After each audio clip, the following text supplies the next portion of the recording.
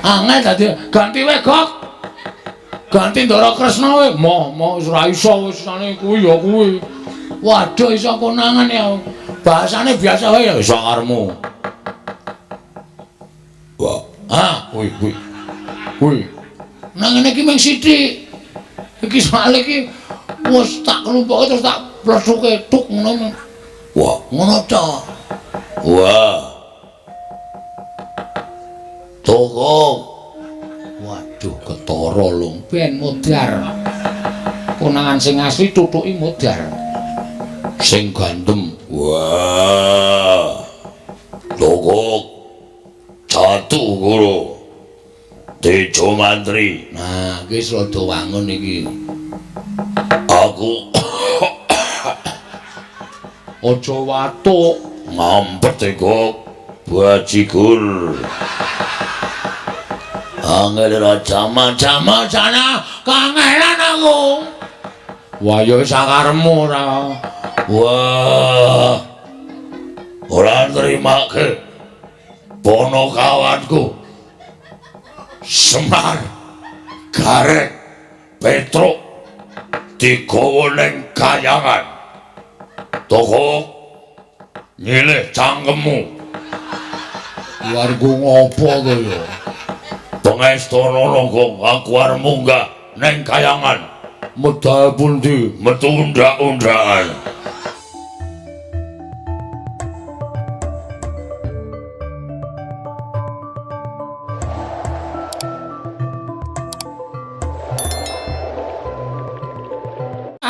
Kencang Marudaya. Pak Pong bobolong kali codhe sapa sing gawe. Lha nuwun sewu, Dik. Paduka nganti para wadya bala Durandara tumedhak wonten ing Madyapada menika mboten pangling wonten tampel wates. Padukuhan mring ngapus papan pernahipun Bagong. Menika mangku suraos kados pundi kepareng ingkang raka ing Sidhe Pangudal Cemadong Dawuh, Dik. Bu kula nadyan kula pun penyarian Cemadong Dawuh. Pukulun kula ingkang putra pun Bathara Brahma Cemadong Dawuh. Pukulun kula ingkang putra pun Bathara Indra Cemadong Dawuh. Nggih, pukulun kula ingkang putra pun Yama Dipati Cemadong Dawuh. Kakang Narada, Kakang Resi Kanika putra, inggih wonten timbalan. Mugi dados ing kawuningan tedhahipun ingkang rayipun Bathara Guru wonten ing papan mriki krana kula nampi timbalanipun Kakang Semar.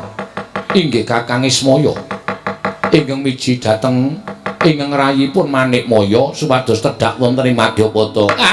Lajeng resmanipun Kakang Semar jebul mboten kanyono-nyono tedhahipun ingkang rayipun Manikmaya wonten ing Pringapus krana wonten pamuthaipun Panakawan Bagong. Pamuthaipun Bagong menapa? Bagong badhe mbangun desa nanging kedah wonten syarat-syaranipun. Syarat-syaranipun menapa? Padukanipun Bagong kedah tinumbalan Pelempertangga Jiwa miwah Jambu Dipa Nirmala. Satemah Bagong nyuwun kelawan ingkang rayi maringaken Pelempertangga Jiwa lan Jambu Dipa Nirmala kinarya dhaharaning para Jawata Kakang. Kagiat raosing manahipun ingkang rayipun Bathara Guru. Tumunten tumuli kula damel srana menika dados pancatan anggen kula kepengin ngasoraken dhateng pangwaosipun Kakang Ismaya. Liripun kados pundi dikepareng kula Cemadong Dawuh. Mugi dados ing kawuningan Kakang. Kakang prisa piyambak nadyan sedaya titah wonten jagat menika nyembah dhateng ingkang rayi. Namung setunggal ingkang boten purun nyembah. Inggih menika namung Kakang Ismaya inggih Kakang Semar. Mila tumunten kula ngaturaken syarat srana menawi Bagong badhe amboyong Pelempertangga Jiwa lan Jambu Dipa Nirmala. Syaratipun Kakang Semar inggih Kakang Ismaya kedah nyembah dhateng ingkang rayipun Manikmaya. Dalam perkencang Marudaya. Ngaten to, Di, kasinggihan mekaten. Mangke rumiyin. Lah kok ngantos panjenengan menika sajakipun dumugi samangke tasih nggadahi raos gething keburu sengit dhateng Kakang Ismaya menika kula tak nuwun sewu. Janjanipun perkawisipun menapa to, Di? Kakang Narada, wonten dawuh Kakang Semar menika ingkang tansah damel titah ngliwaring panembah. Tegesipun kados pundi? Ngliwar panembah kelawan panjenengan ulun nanging dipun kanthi manembah dhateng panguwasaning dat kang murweng dat. Monggo sejatosipun kula menika nalindraning para Jawata. ing kedatipun sembah menika Bathara Guru sanesipun boten kenging dipun sembah Kakang. Mila panganggep kula Kakang Semar menika badhe damel kapitadosanipun kawula ingkang sami nyembah dhateng pun Bathara Guru dipun ajak supados nyembah dhateng panguwasaning Dat Kamurwing Dat Kakang Narada. Dalah mangriyen. Kedahipun panjenengan menika emut nuwun sewu lho Di ingkang nami Jawata menika nuwun sewu wonten tetembungan kena lara luputing pati. Dewa menika janjanipun ugi titah. Namung nuwun sewu gandeng pinitados dening panguwasaning Gusti tumuli dewa menika dipun paringi gesang ingkang panjang tumuli dewa menika dipun paringi pitadosan supados ngawat-awati dhateng mubah musik ing para titah. Mboten kok panjenengan menika dados nuwun sewu panguwasa tunggal wonten ing jagat menika mboten panjenengan menika tasih wonten ingkang nitahaken inggih menika Gusti Kang Maha Nasa. Mila menawi paduka diguru menika rumaosi bilih panjenengan menika panembah tunggal wonten ing jagat menika kula nuwun sewu klentu menika klentu. Nek panjenengan tuwun dawuh kalian pun Kakang Semar padha nyembah kalian panjenengan menika ya kleru. Wong tuwane ya tuwa Kakang Semar. Tinimanipun Adi Pramesti Bathara Guru. Lah kok tumuli panjenengan dawuh kalian Kakang Semar padha nyembah kalian panjenengan menika menika lepat Di. Lajengipun kula matur kados mekaten kalian Kakang Ismaya tumuli wonten ingkang boten trimah. Ingkang boten trimah sinten? Anak-anakipun Kakang Semar. Ingkang sami nyulayani dhateng kula Kakang Narada. Mestine ora trima ning ngarepe anak-anake kok wong tuane kok nyembah karo panjenengan. Monggo Gareng Petra Bagong menika sami prisa nek panjenengan menika kadang tarunane Kakang Badranaya. Lah iso ora jeneng Mentala nek bapakne kok kon klesotan teng suku panjenengan menika mboten badhe Mentala. Mila dinten sakmangke kula nglempahaken para Jawata menika ingkang wigati supados sakmangke kula aturi nyekel dhateng pun Gareng Petruk Bagong. Menawi Gareng Petruk Bagong saged kacepeng, Semar saged kacepeng badhe kula kanthi wonten ing Kayiwangan. Wigatosipun krana keluputanipun Semar saat majanipun badhe kula cemplungaken wonten ing Kawah Candra Dimuka Kakang Narada. Merkenca Warudaya. Menika tegesipun kriwikan dadi grojokan geguyon dadi tangisan menika mangke lampanipun boten sae lho Di. Mboten namung ngembet lan paduka Adi Pramesti Bathara Guru ning badhe ngembet dhateng ngawontranipun Kayangan. Mergi menapa? Kula menika nggadahi saloka, ora ana ala ingkang tumama warang becik menika mboten badhe wonten. Nadyan to kendhita oyot mimang kadang dewa. Kanthi pawadan menapa kemawon menawi pakarti ala menika mboten badhe saged tumama wonten ing pakarti ingkang sae. Ning malah kosok wangsulipun ingkang tumindak awon sakmangke badhe dipun damel wirang dening pakarti ingkang sae menika kala wau. Lha ingkang saking menika monggo Adi Pramesti Bathara Guru badhe nindakaken pakrawis menika nyepeng dhateng Panakawan langkung-langkung dhateng Semar. Kula nuwun sewu lho Di, mboten ateges kula badal dawuh. Ning kula mboten ajeng melu-melu perkawis menika. Monggo tunggak waru godhong dadak. Tegesipun menapa Kakang? Narada ora melu-melu, Narada ora melu garap. Menawi wonten menapa-menapanipun kula samanggaken kula aturi nyangga piyambak, kula aturi ngraosaken piyambak. Mekaten Kakang Narada. Nggih. Menawi kula mekaten lajeng sakmangke Kakang Narada badhe menapa? Lho, kok badhe menapa niku dados pundi? Lah kula wonten mriki tasih kagem menapa mboten? Ning nuwun sewu lho, kula mboten tumpun perkawis menika. Menika mang tanggung dhewe. Mang lakoni dhewe. Menawi Kakang Narada wonten mriki mboten rumujung pakartinipun Bathara Guru, ategesipun Kakang Narada wonten mriki sampun mboten wonten ginanipun. Menawi sampun mboten wonten ginanipun sumangga kula aturi kundur wonten ing Kayangan kemawon. Ngibaratipun Kakang Narada sakmangke namung kantun nampi matengipun kemawon. Ha nggih. Wis. Penyarian Indra Brahma Yamadipati manuta karo Hyang Wulun Bathara Guru. Cekela Panakawan nek arep mlebu rumah sakit kana.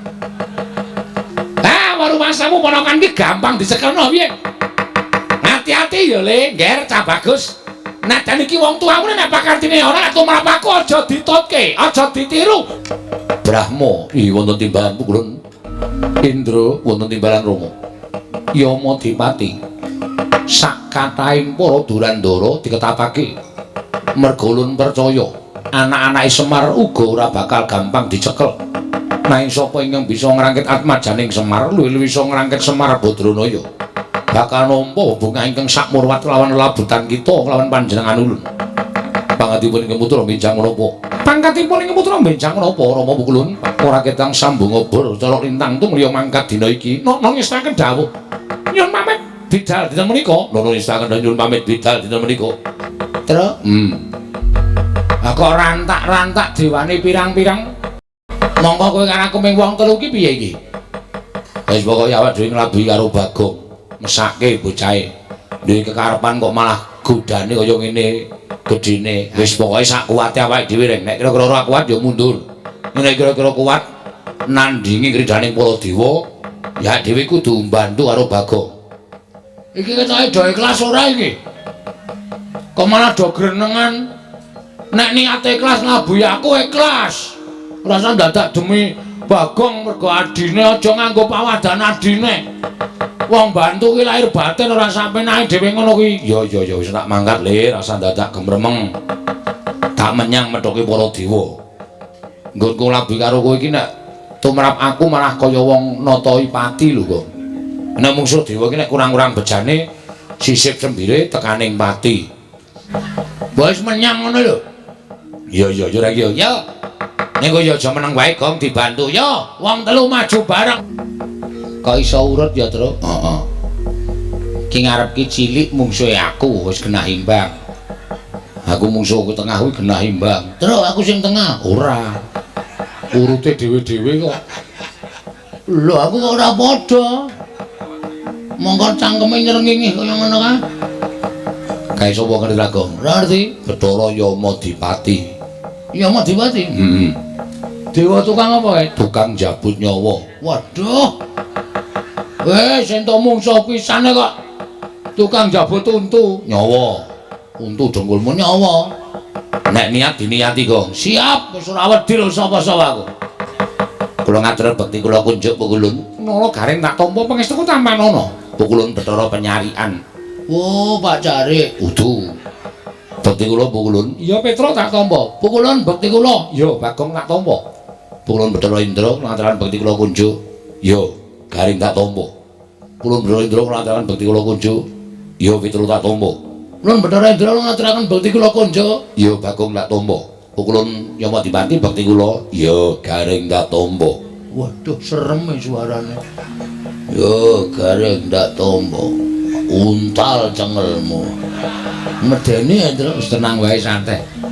Yama Dipati bekti kula kunjuk. Yo, Bak Petro tak tampa. Yama Dipati bekti kula kunjuk. Yo, Bagong tak tampa. Waduh.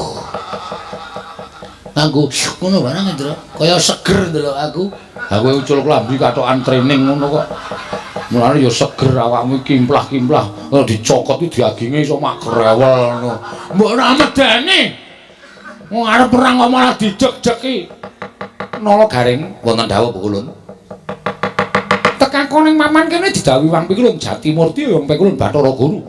Wigatosipun aku ki nang ngrangket karo kowe. Lho, sebabipun menapa? Merga kowe wani karo Wang Pikulun Bathara Guru. Kowe ora ngeparengake yen to Siwa Badranaya ya Siwa Ismaya nyembah marang dramaaning Wang Pikulun Bathara Guru. Wah nek perkara niku beda perkara. Semar niku bapak kula. Nek nganti bapak kula digawe diasorake derajate kok nyembah dramaaning Pikulun Bathara Guru ora bakal kelakon. Upama Semar gelem, anak-anake sing ora gelem. Ngoten. Tur niku kula ajangi jembar. Kula ngerti nek dewa-dewane ajeng ora trima karo napa sing kula lakoni. Rawi-rawi lantas malang-malang tak putung. Sapa ganggu bapak? Nyawane garing tak ikhlasake. Lho, kowe wani karo dewa. Sing tak wedeni apamu? Ya, Tru. Aku karo tukang nagih utange ra wedi kok. Ming dewa diwedeni. Oh, siap, Gong, siap kae. Bapak Petruk bareng ngebelani karo bapakne. Lho anake, Mas. Pun sewu Pukulun niku anake bapak. Dadi nek gareng belani kula mesti belani. Wah, nek ngono Bagong ya belani. Ora kok. Belani. Ah, ndeng belani. Medeni enak omong untune kok graji, Tru. Ora apa-apa anggere kowe iki tetek ora masalah. Ah, aku belani. Kowe sapa jenengmu? Yama Dipati. Yama Dipati. Iya. Kowe mbelani kena ning ditekno jabut nyawamu. Wow. Senengane jabut kowe ya. Belum rampung barang tak jabut ya. Manusia macam apa itu? Jan Bagong ora semingkir apa kelakon kene marganing patimu Singalena prapteng lalis. Lho, wani aku sing tak wedeni apamu. Kelakon tak bondo, tak krincung sikilmu Nala Gareng. Mang maju, nek ana dewa kewirangan aja dundang Nala Gareng. Piye? Wah, aneh. Aneh piye? Dewa ditanya kok ora kena ya? Dewa ki sekti kok aku ki ya gumun Bathara Penyarian tak arta antem. Kok kaya jarake iki 2 jangkah kok ora kena. Nek sak kilan ki berarti lembu sekilan. Nek 2 jangkah ki lembu 2 jangkah. Ora ana aja kok lembu 2 jangkah. Piye Gong, piye? Wis tak andani ngayal to kowe. Dewa ki angel dia kalahke. Arep kowe mampang-mampang anak Semar kae. Ning nyatane kowe ora menang karo dewa. Arep diantem ora tau iso kena awake kaya ana sing namengi. Kaya ming ngantem angin. Aku ya ae. Yang Madipati arep tak jotos raine iki. Tanganku ya ora tekan e. Oh, menggok dhewe tangane. Lho. Rating ora. Rating nabrak cengelmu kowe. Piye, Gong? Takon Semar. Iki susu iki, Pak. Piye? Aku mau bertanya kepada Bapak. Kok dadi? Dewa iki ora iso diantem. Dewa iki derajate sak dhuwure menungsa.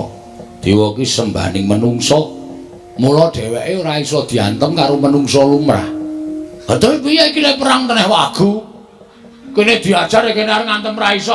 Rugi kene selak modar ra iso bales. Ning sing jeneng apa-apa ki ana kringkiane. Sak pinter-pintere wong ki mesti tau kapusan. Sak bodho-bodhone wong ki mesti duwe penemu sing apik. Lho wis aluka. Nggih. Sak ampuh-ampuhe wong ki mesti ana kringkiane. Para dewa kae ya ana kringkiane. Kringkiane apa, Pak? Nek ngantem dewa iki aja nggon sirah, ora bakal kelakon. Ning dada medun. Ora entuk dada munggah, ra entuk. Ning dada medun. Mesti keneng. Mesti keneng. Dada medun. Iya mesti keneng. Mudyar dening aku kowe. Dada medun, Pak. Heeh. Hah, kakon ya. Kene medun. Wis rasa kuwatir. Rang. Truk, dada medun. Jujuk busine wae, Truk. Amuk Suramrata, Jayawrata imbang yen padha-padha. Kowe arep ngopo kowe? Kowe arep ngopo kowe? Mang tutuke le ngantem. Mang tutuke. Sadurunge aku semaput, bales kowe ora kekecek aja duntang Nala Gareng. Ayo, aku walesen. Aku walesen. Reng, apa? Nggon busi. Oh siap. Kono wis entreke lorone ra jamak-jamak. Bres ngono reng. Mati reng. Ayo walesen, mati ya. Ambato. Ora bakal kula mundur. Kowe ora mundur tekaning pati. Kowe ora iso ngantem aku iso ngantem karo kowe. Tekaning pati. Truk. Kabulator. Nggon ngendi? Wah, kowe ora paham. Ono yang nang banyune ya kono kuwi. Kabulatore kono kuwi kepruk sak banter-banter. Mati dereng aku. Ayo walesen aku. Walesen aku. Walesen. Iso males karo aku. Iso ndumuk aku ngantem aku bumi langit tangkep. Weh. Ya Allah. Mati aku edan. Nala Gareng edan. Wah diantem sak banter-bantere. Waduh, Rama Wulun, pejah kula waduh, mboten saged mlampah. Waduh, Bagong edan, nganti muni makluk ngono. Waduh, wah latara, ngamuk punggung Suratanto Nirbaya Nirwikara. Pono kawan. Gawe wirangking para dewa. Cestri Sula ora padha tekaning pati aja duntang Bathara. Piye kok do mlayu-mlayu? Wah, wis. Nek dewane kalah kabeh. Cocok ora? Dada medun cocok. Sip, Mak. Penyarian tak kwampleng kluthuk. Bebek ora karo-karuan ya. Jungkel-jungkel Dara Intulak antem ya kontal. Pak. Bathara Guru nggawa drai. Hus. drai dengkulmu mlocot ora. Sing marai mlayu ki ya mbuat Bro Guru nggawa gaman kae. Namane apa ya, Tru? Kae jenenge kaya tombak ning pucuke telu, Pak. Kuwi bebayani. Ora ana sing wani nampani kuwi. Kuwi pusakane Bathara Guru sing jeneng Cis Trisula. Cis Trisula, Tru. Gong Cis Trisula, Gong. Agene nang Cis Tri Amin. Cis Trisula. Cis Trisula. Kae ora ana sing wani methukke ning bapakmu wani. Ngene bapak mati, ngene bapak sedo. Pendem ya, Pak ya. Hus. Abi meneh wong mati e. Kok karo bapakne kaya ngono to, Kong. Kon piye nek mati? Nek aku mati kowe ora sida mbangun desa. Waduh. Kowe do tengok kene. Bagong Petruk gareng tengok kene. Bathara Guru aku tak neng kene kok ora tekan kene dhewe. Kakang Ismaya. Sakmenika sampun pantok pepuntaning tekad menawi Kakang Semar mboten purun nyembah kaliyan kula paripaksa kula ngginakaken panguwasa minangka dados dewaning para dewa. Kakang Semar saat majanipun badhe kula tegakaken Kakang. Mbok sabar to Manik Maya. Dipeto nganggo nalar sing ganep ora sak kepenakmu dhewe ngono kuwi. Lah nek nganti iki engko do ngerti mongko iki ning jagat. Nek nganti Manik Maya ngerti mateni Semar, apa jeneng ora banger bajin asmamu? Sing padha wis weruh. Lah jare Semar iki kakangne Bathara Guru kok malah kakange dipateni adine. Apa jeneng kowe ora ngreksa marang kalindraning Jawatamu? Apa jeneng ora kowe ngreksa marang asmamu? Aja nuruti karo mubal babaling nepsu, mubal babaling kekarepan. Nek kowe kepengin aku nyembah, iya aku tak nyembah. Ora apa-apa. Wong sedere kowe kuwi ratu ning dewa, aku ming derajate wong cilik ming Panakawan. Wajibe ya pancen kudu nyembah. Ning ora neng kene to, kowe jaga asmamu, aku tak ngreksa jenenge Semar. Menika saestu Kakang. Aku kok tau goro ki goro kapan? Lajeng keparingipun Kakang Semar ning kayangan. Wonten kayangan. Aku tak nggawa anakku gareng karo Petruk ning kayangan men do weruh kabeh dewa-dewa. Anak-anakmu nek Semar nyembah karo Bathara Guru, Semar ora duwe niat wani karo Bathara Guru. Menika saestu. Tenan. Gareng melu, nggih, Pak. Petruk melu, nggih. Aja wedi mati. Mati ning kayangan ra apa-apa, sendika. Sendika, Pak. Pak aku piye, Pak? Kowe ning omah wae. Engko ndak ora kelakon lemu bangun desa. Waduh, kancaku sapa, Pak? Engko golek kanca. Terus melu kowe. Aku melu kowe. Gareng melu kowe. Wong telu lunga. Heeh. Rampungke kewajibanmu bangun desa, mengko rak. Kowe isih dibutuhke dening para masyarakat padusunan kene. Nek ora bali, ora apa-apa. Teges aku mati. Waduh. Aku arep wani karo bapak ning aku sayang karo bapak terus. Ayo wis ben ngono. Kadang barang kok ya mati. Ayo nderek bapak kok ya. Alah, Rek. Ora kesaur utangmu. Wis ben kok wis tak ikhlaske. Kowe barang ya mati terus. Asik. Lho. Kok asik iki piye? Bojomu ayu e. Oh. Cahe Dian. Aku pancene Dian. Mau gedeng ora. Kowe tenan saestu Kakang Semar. Aku kok ngapus iki. Wis to, ayo. Dina iki budal bareng. Aku tak ngejak anakku gareng karo Petruk Bagong men rampungke gaweane. Nanging menawi mangke Bagong sampun rampung pedalanipun badhe kula pethuk, kula inggahaken wonten ing kayangan. Kula sampurnakaken sareng kalian panjenengan, kula susulaken kalian kadang-kadangipun ala gareng lan Petruk. Sakarepmu. Nek Bagong gelem. Bagong kok nek wis rampung bangun desa karo dipethuk karo Bathara Guru. Asik. Kowe arep diunggahke ning kayangan dipateni dicampurke karo gareng karo Petruk. Wis ora apa-apa, ora masalah. Sing penting kewajibanku rampung kabeh. Wis ora bakal piye-piye aku. Nggih, kula ngestaken dawuhne ngestu lho dipethuk lho. Iya, ulun pethuk. Nek saged beto tosa, Lho. Ora mungkin ora dewa. Monggo Kakang Semar kula dherekaken minggah dhateng kayangan. Ayo.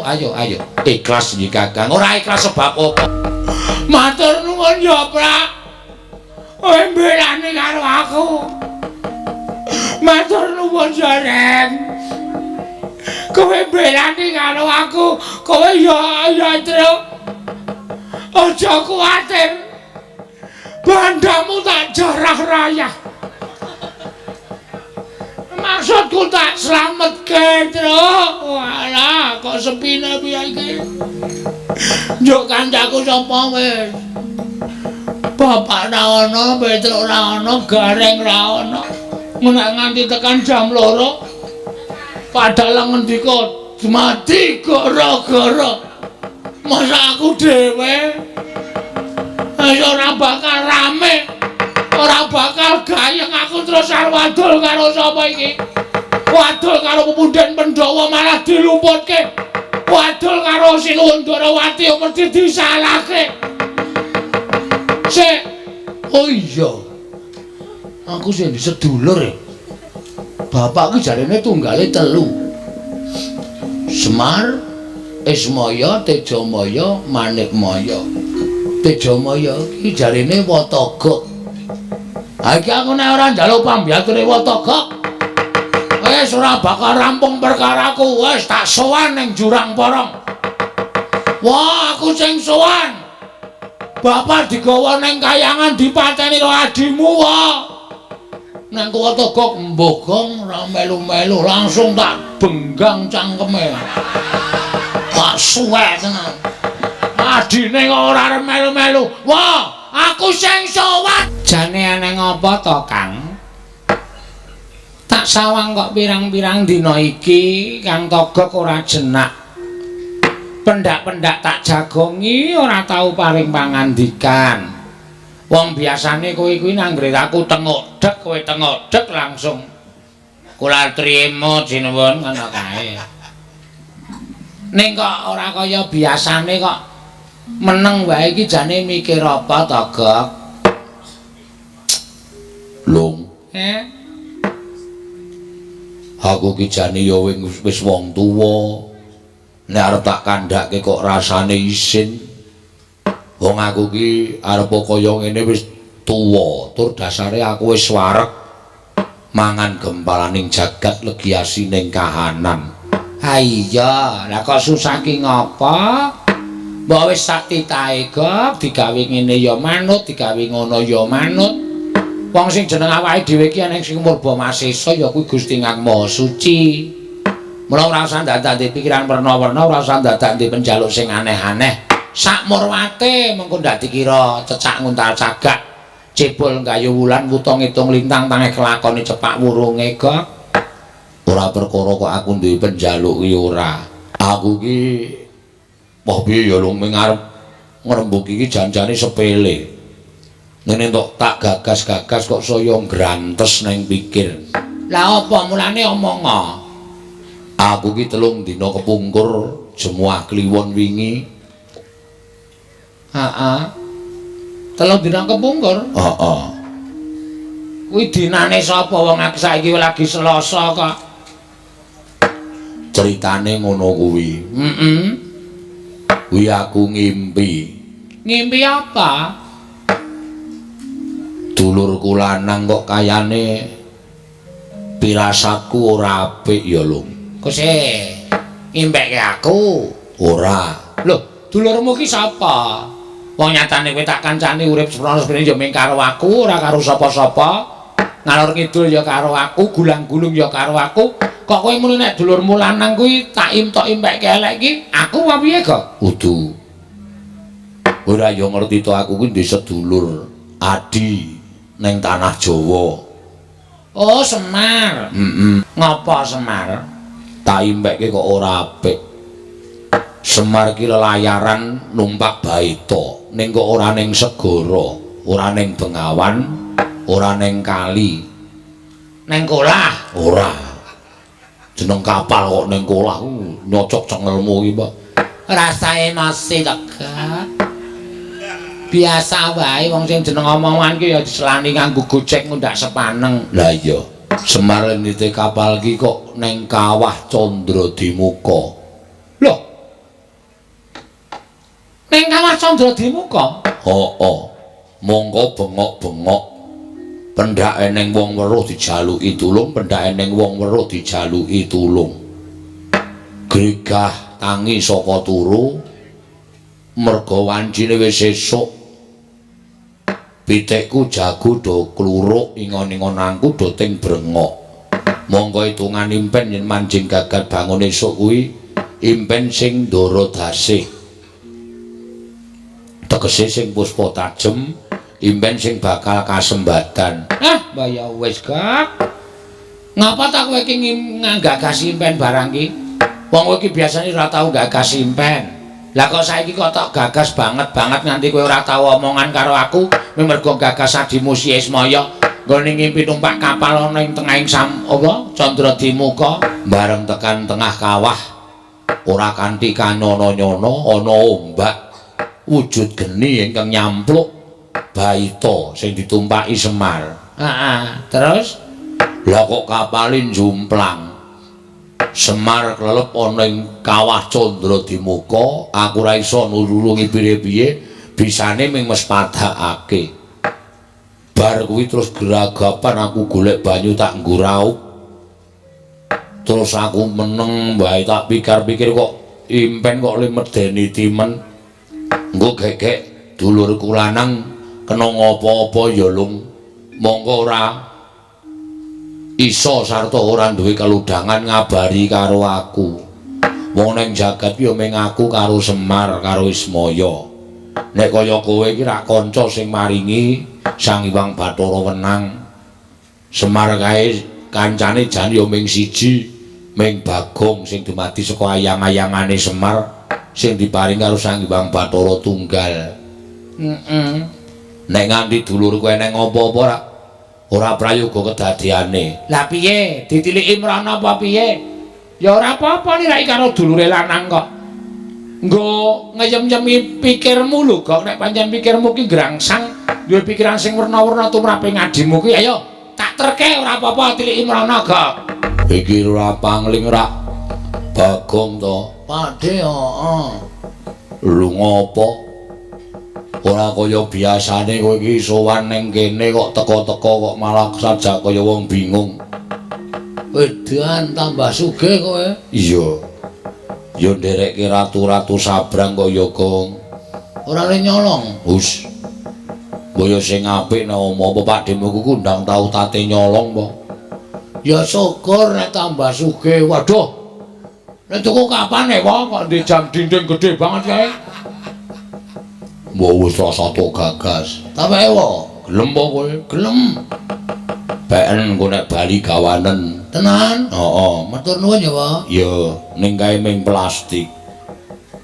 Jame ora obah, ya ming jam 5 terus. Oh, biyen nek upama dikeprokke kowe, Pak.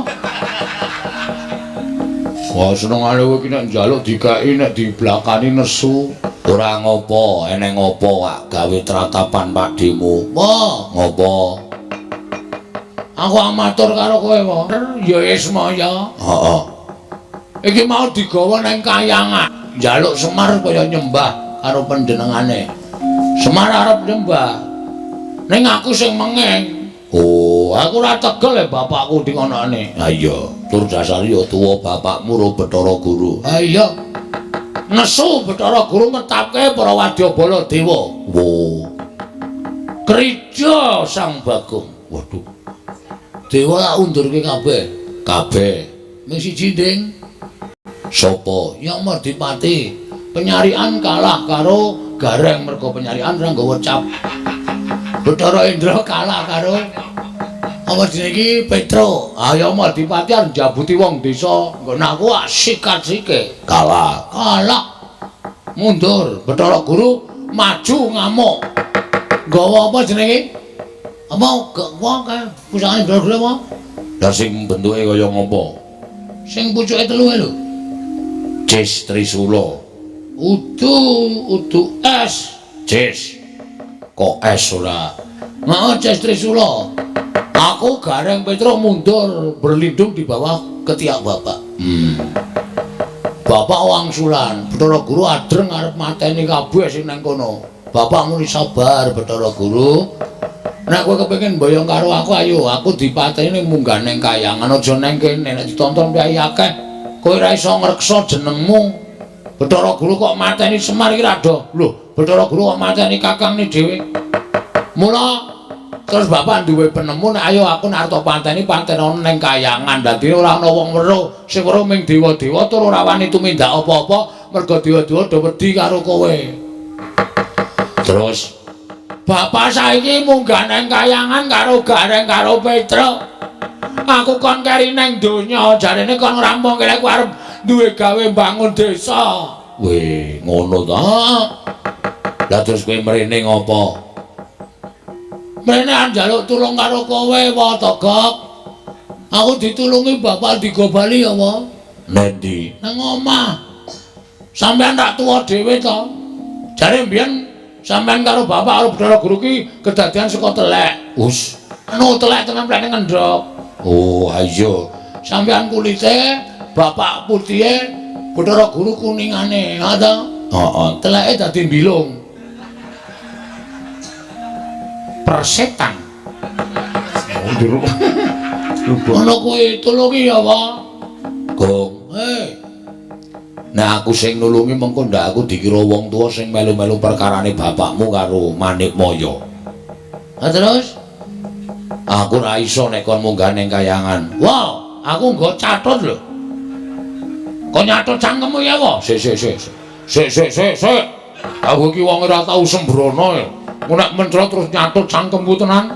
Iki serius iki. Nek ora gelem ngewangi anakku, ora gelem balekke bapak, asli tenan catet. Tak benggang nggo kunci Inggris cangkemmu. Men saya amba. Sik. Aku ora gelem ngewangi ning iki aku duwe cara. Caramu piye? Sing ngewangi kowe dhewe wae. Aku? Heeh. Terus kekuatanku apa? Ning ora wujud Bagong. Lho, wujud apa? Nek wujud Bagong ku ndak ketok nek kowe nulungi wong tuamu. Terus wujude kowe wujud sapa wae sakarmu. Engko tak nedaya kekuatanku munggah ning Kahyangan kowe dadi wong digdaya. Saiki kowe pengine dadi sapa? Aku sing dadekke kowe dadi sapa? Dosamu kok? Moh. Iki Ratu Angkara Murka kok dadi ya sing apik-apik. Dadi sapa? Milya. Setyaki. Mah, ndak jotosan terus aku gang. Ora jane nek tok seneng iki pengen dadi apa? Nek siwa iso ndadekake aku, njaluk dadi Raden Werkudara kok. Wah, mbok ora sing aneh-aneh, Gong. Kowe iki mung cilik kaya ngono kok. Berarti ora iso. Nek iso dadi apa-apa iso. Iso le iso ning Boyotriyane. Ora, catet cangkemmu. Yo tak dadekke. Tak dadekke wah kok lancamane ming cangkem terus to iki. Apike cangkemmu wae? Iso kemlebet kaya gendera e. Oh ya wis ben ora. Wis wani dadi Raden Werkudara. Wani, nek ketemu Raden Werkudara tenan kowe nanggung dhewe perkarane. Tak tanggunge. Ngadeg. Ngene. Sedakep. Ngene. Merem. Melet. Catet ya ora. Rambet-ambegan tak cipta. Ya, tenan lho. Iya. Oh, ngapusi atuhnya tenan. Ora. Dibuat jadi anjing saja, Gok. Kuwi borokan muni piye iki, Mo? Jangan klithiki ndasmu kowe. Mulung aja tok kebeda iki nek wong nekat kandulungi, nek nekat nyemelangi. Wis tak suwunke ngersaning Gusti ya, Gong muga-muga kasembatan panjang kamule. Wah. Wis dadi wae.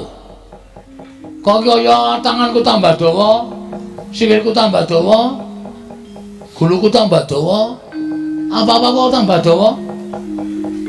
Iki kok ya tambah dawa dhewe ya iki, Gok.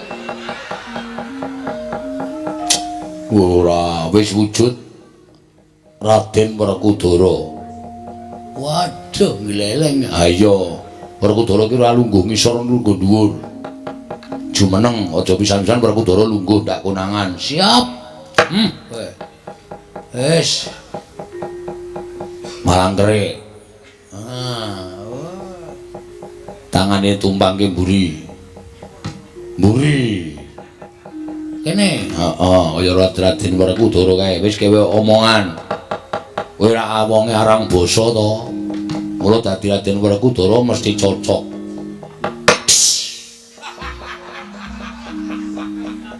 Ngopo kuwi? Werkudara iki arep omong ngesese. Aku kaya ban gembos.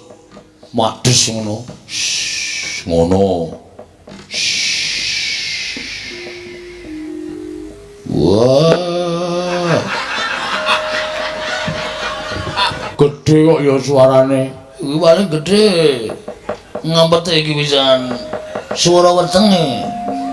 Coba digedhekke meneh, didhemke mbok menawa ana regetane.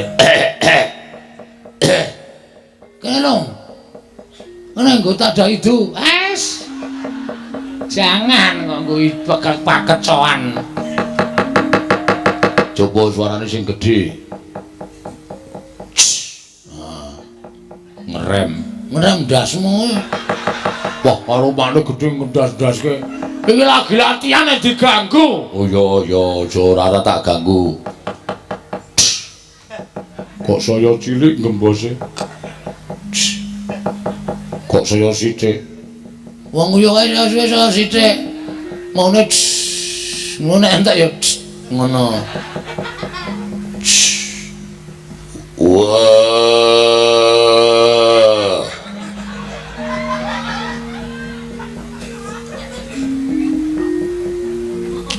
Jlimer, jlideng kakangku. Kok kayane kurang gedhe, Kong.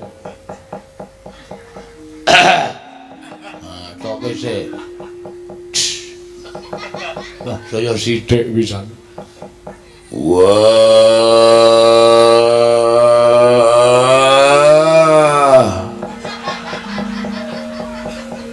Jlideng kakangku. Walah, malah ngentut barang iki. Angel dadi ganti wae, Gok. Ganti Ndara Kresna wae. Moh wis ora iso wis sane kuwi ya kuwi. Waduh iso konangan ya. Bahasane biasa wae ya iso karmu. Wah, kuwi. Nang ngene iki mung sithik. Iki soal iki wis tak kelumpuke terus tak plesuke tuk ngono. Wah, ngono to. Wah. Toko. Waduh, ketara lho, ben modar. Konangan sing asli tutuki modar. Sing gandem. Wah. Toko. Jatuh guru. Tejo mantri. Nah, wis rada wangun iki. Aku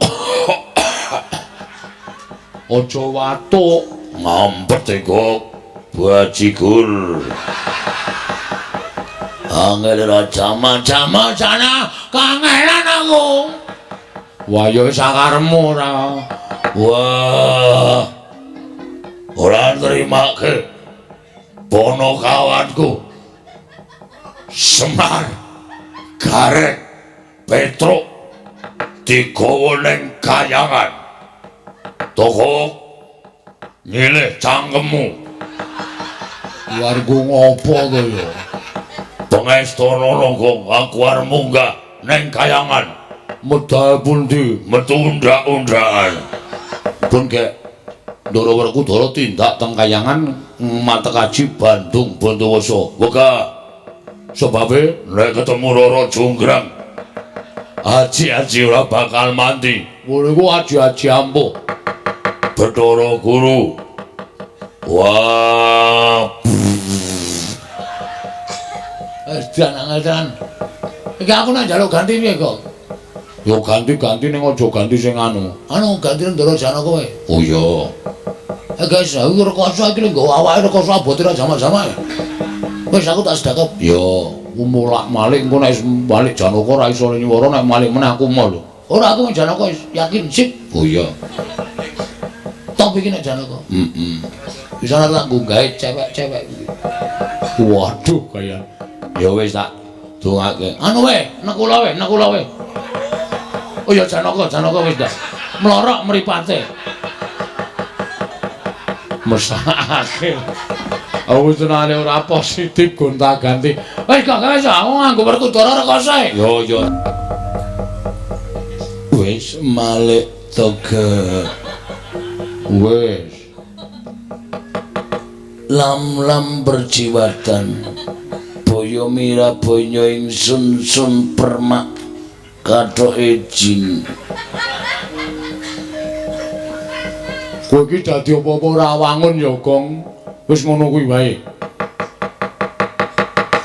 Togok pripun Ndara? Nah, lingguh ngisor togok.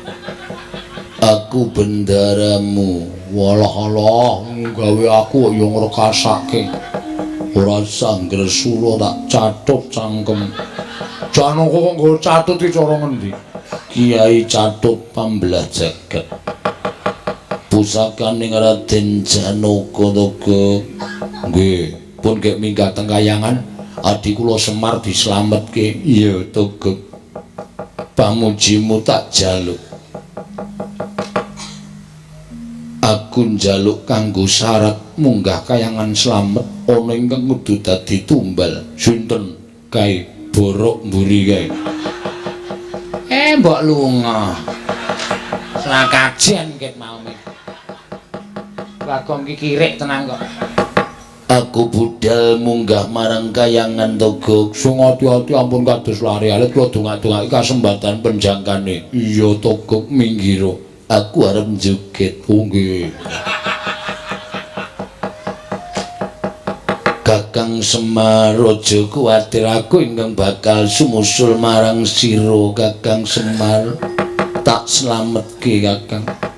Yen Kakang wis ketaton, Kakang wis rumangsa duwe tatu sarta wis kedrawasan, aja kuwatir. Mengko tak gawake oksigen. Supaya Kakang Semar tetep urip ana ing Madyapada.